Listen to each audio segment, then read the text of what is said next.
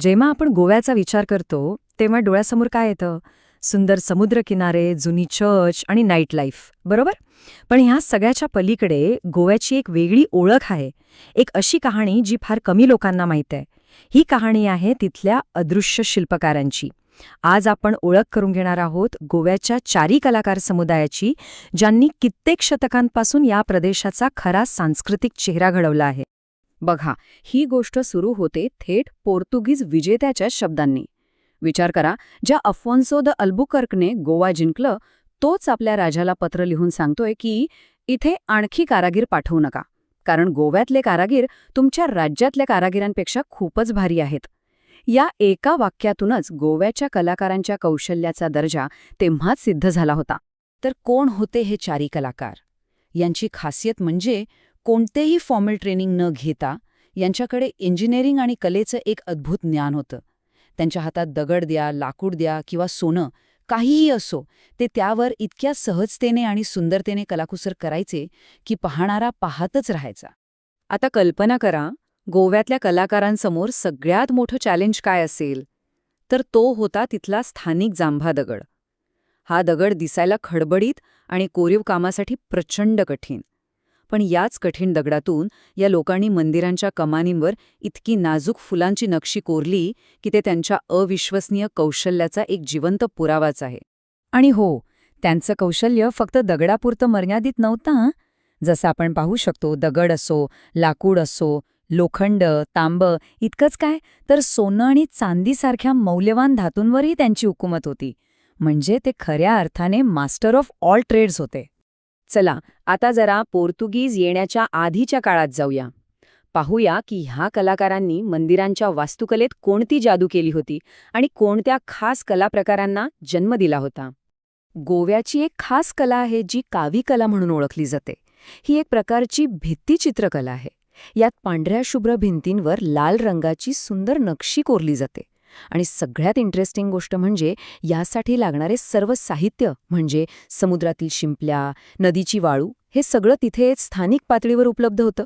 ही प्रक्रिया वाटते तितकी सोपी नाहीये.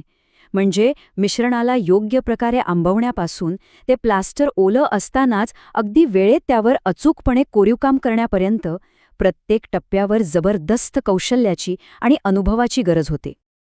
आणि मग सगळं काही बदललं. पोर्तुगीजांच्या आगमनाने चारी कलाकारांच्या इतिहासाला एक असं वळण मिळालं, ज्याने त्यांची पूर्ण दिशाच बदलून टाकली. ही टाईमलाईन बघा, कसं चित्र पालटलं. ज्या पोर्तुगीजांनी सुरुवातीला या कलाकारांच्या कलेचं कौतुक केलं, त्यांना पोर्तुगालला पाठवलं, त्याच पोर्तुगीजांनी काही दशकातच त्यांच्यावर पद्धतशीरपणे अन्याय केला, नोकरीवर बंदी घातली आणि शेवटी त्यांना हद्दपार होण्याचा आदेश दिला. कौतुकापासून थेट छळापर्यंतचा हा प्रवास खरंच धक्कादायक. आणि यातला सगळ्यात मोठा विरोधाभास काय होता माहितीये? एकीकडे पोर्तुगीज मंदिरे उद्ध्वस्त करत होते, पण त्याच वेळी त्या मंदिरांमधील कलेची प्रशंसा करण्यापासून ते स्वतःला रोखू शकले नाहीत. म्हणजे विनाश आणि कौतुक एकाच वेळी सुरू होतं. या काळात चारी समुदायाला खूप अडचणींना तोंड द्यावं लागलं. त्यांची मंदिरं तोडली गेली, मूर्ती बनवण्यावर म्हणजे त्यांच्या कलेच्या आत्म्यावरच बंदी घातली. त्यांच्या रोजीरोटीवर आणि त्यांच्या कलात्मक परंपरांवर हा थेट हल्ला होता, ज्यामुळे त्यांचं अस्तित्वच धोक्यात आलं होतं. तर मग प्रश्न हा आहे की एवढ्या मोठ्या दडपशाहीनंतर त्या कलेचं काय झालं असेल? ती कला टिकली की काळाच्या ओघात नाहीशी झाली? आणि याचं उत्तर खरंच खूप आश्चर्यकारक आहे. ज्या लोकांनी त्यांच्या परंपरांना दडपलं, त्याच लोकांच्या चर्चेससाठी काम करून ह्या चारी कलाकारांनी आपली कला जिवंत ठेवली. हा त्यांच्या टिकून राहण्याच्या अविश्वसनीय जिद्दीचा पुरावा आहे.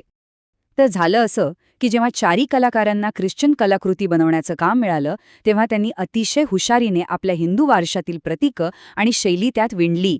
म्हणजे वर्जिन मेरीला मोरावर बसलेलं दाखवणं किंवा चर्चच्या व्यासपीठावर कीर्तिमुख कोरणं, यातूनच एका आगळ्यावेगळ्या, एका युनिक इंडो पोर्तुगीज कलाशैलीचा जन्म झाला.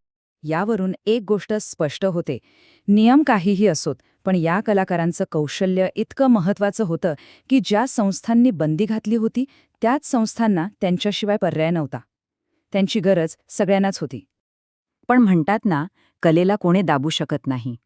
आता आपण आधुनिक काळात प्रवेश करूया, जिथे अखेरीस इतक्या संघर्षानंतर ह्या जारी समुदायाच्या प्रतिभेला ओळख मिळाली आणि त्यांचं योगदान साजरं केलं गेलं. अखेरीस या कथेत एक सकारात्मक वळण आलं. तो दिवस उजाडला जेव्हा या कलाकारांच्या प्रतिभेला पुन्हा एकदा अधिकृतपणे सन्मानित केलं जाऊ लागलं. ही यादी त्यांच्या कौशल्याची साक्ष देते. 1855च्या एका मोठ्या औद्योगिक प्रदर्शनात राउलू मेस्त यांना सुवर्णपदक मिळालं. तर सेगुना झो आणि विठ्ठल मांदवेकर यांनी बनवलेल्या शस्त्रांनाही पुरस्कार मिळाले. यावरून स्पष्ट होतं की शस्त्रनिर्मितीसारख्या गुंतागुंतीच्या कलेतही त्यांचं प्रभुत्व कायम होतं. एवढंच नाही तर चक्क पोर्तुगीज भारतातील पहिल्या पोस्टाच्या तिकिटासाठी धातूच्या पट्ट्या कोरण्याची अत्यंत महत्त्वाची आणि नाजूक जबाबदारीसुद्धा कलाकार गोविंदा झो यांच्यावरच सोपवण्यात आली होती. हा किती मोठा सन्मान होता. हा चार्ट आपल्याला सांगतो की चारी समुदाय किती बहुआयामी होता. ते फक्त एका गोष्टीत पारंगत नव्हते. मंदिरकला, ख्रिश्चन मूर्तिकला, शस्त्र बनवणं, सूक्ष्म धातुकाम आणि इतकंच नाही तर संगीत. त्यांच्याकडे कौशल्यांचा एक व्यापक खजिना होता.